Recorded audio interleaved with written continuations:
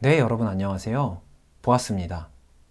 오늘은 드디어 여러분들과 함께 훅에 대해서 본격적으로 살펴보려고 합니다. 우리가 훅을 살펴보기에 앞서서 지난 시간까지 배웠던 지식들을 아주 간략하게 훑고 돌아올 건데요. 가장 먼저는 파이브 아키텍처와 스택 아키텍처를 비교했었죠. 그리고 리액트를 구성하는 다양한 패키지들, 리액트 코어 패키지, 쉐어드 패키지, 리컨실러 패키지 등 그런 것들에 대해서 함께 살펴봤고요.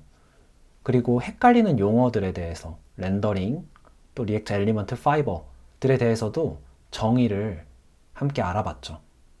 그리고 가장 최근, 바로 이전 시간인 V돔과 리액트 라이프사이클에서는 버추얼 돔에 대해서 같이 살펴봤고요. 또 그것과 맞물려서 리액트 라이프사이클이 렌더 페이지, 커밋 페이지로 넘어가는 과정에 대해서 저희가 함께 공부해 봤습니다.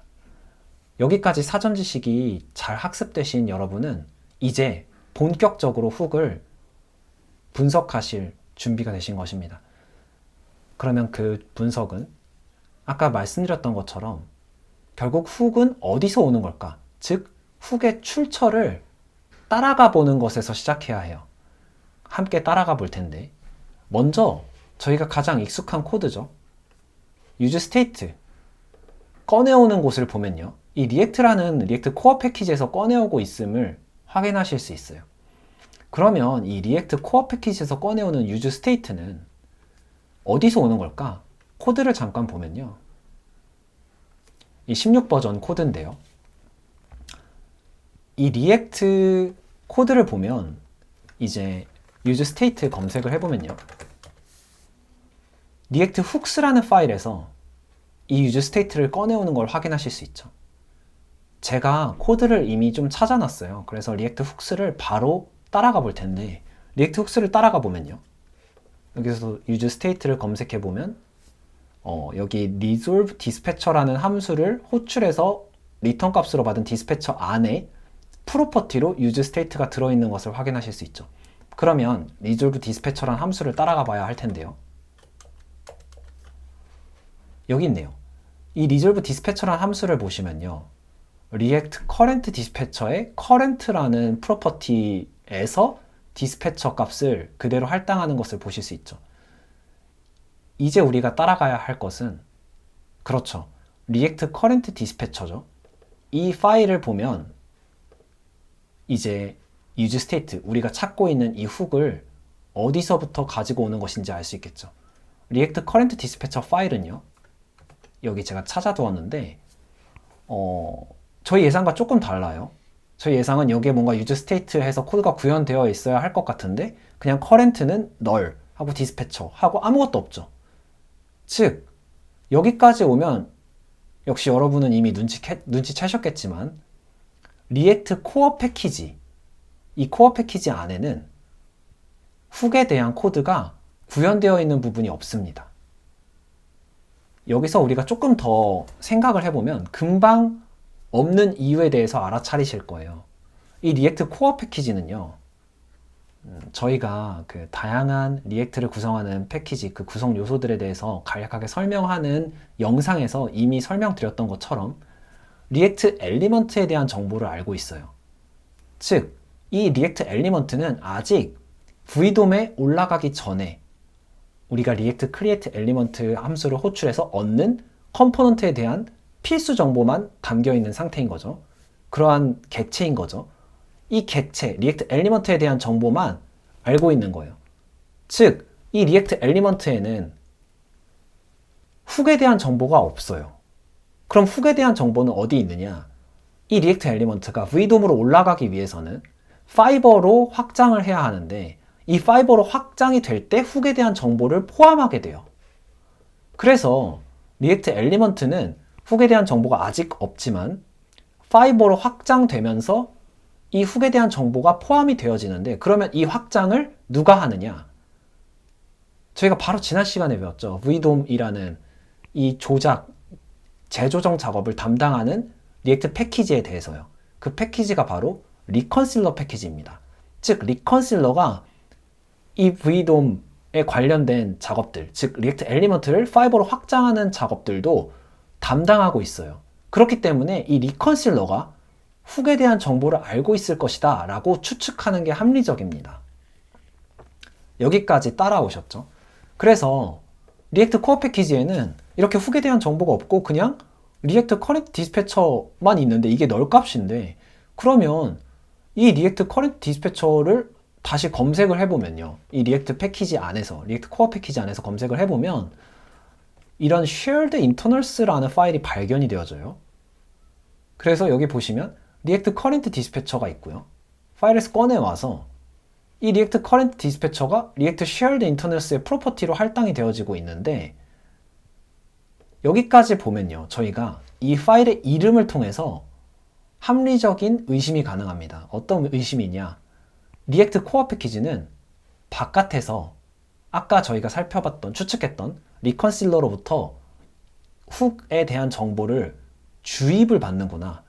그 주입을 받는 출입구, 그 통로 역할을 해주는 파일이 리액트 코어 패키지에 있는 이 리액트 shared internals.js 파일이구나 라고 우리가 추측할 수 있는 것이죠. 그래서 여기까지 정리가 되면요, 우리는 이제 이 훅의 출처를 계속 파헤치고 있죠. 리액트에 있었고, 그 리액트 훅스에서 가져왔었고, 그것은 리액트 커렌트 디스패처로부터 왔었고, 여기에 있는 커렌트라는 이 이름을 검색해 보니까, 리액트 커렌트 디스패처를 검색해 보니까 리액트 shared internals라는 파일이 등장했죠. 결국 이것이 출입구가 되어서 리컨실러가 이 파일로 바로 전달을 해주는구나 라고 생각하는 것이 자연스러운데요, 리액트는요 한 가지 패키지를 중간에 더 두었습니다. 그래서 완벽하게 의존성을 끊음과 동시에 서로 패키지들끼리 이러한 의존성 파일들, 필요한 코드들을 주고받을 수 있도록 또 다른 패키지를 둔 것이죠. 그 패키지 이름이 바로 shared입니다. 여러분께서 이미 예측하셨겠지만 shared는 이름이 공유된이잖아요. 그래서 모든 패키지가 공유하는 공통 패키지의 역할을 담당합니다. 그래서 이 shared에도요, react shared internals.js라는 파일이 있어요.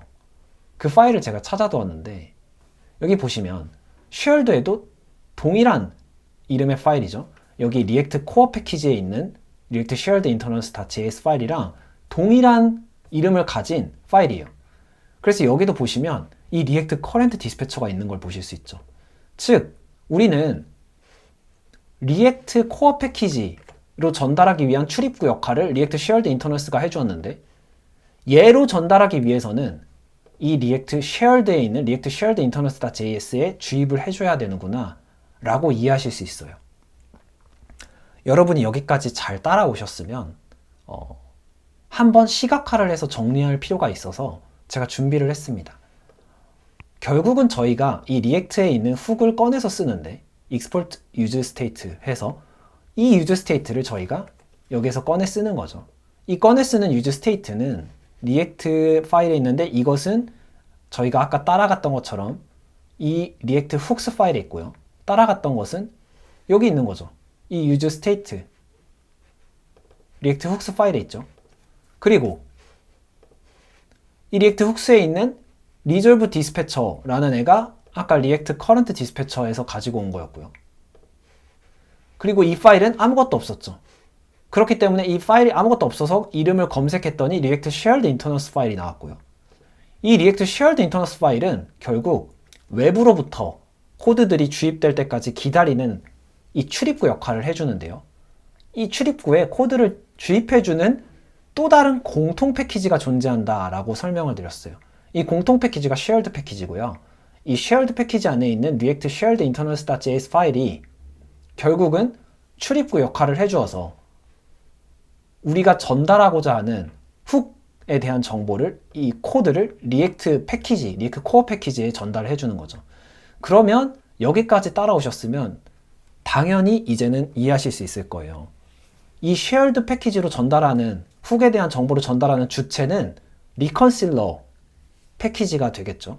그 리컨실러가 어떻게 이 shared 패키지로 전달할까? 이 shared 패키지로 전달하는 그 과정이 있을 거잖아요. 그 과정에 대해서는 바로 다음 시간에 이어서 함께 살펴보겠습니다. 여러분, 여기까지 오늘 이 훅의 출처에 대해서 리액트 코어 패키지에서 쉐어드 패키지를 거쳐서 리컨실러 패키지로부터 오는구나.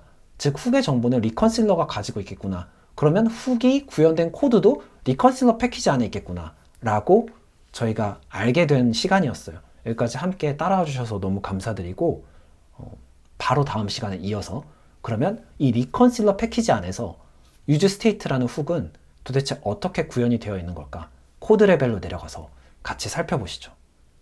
그럼 다음 시간에 만나요. 안녕.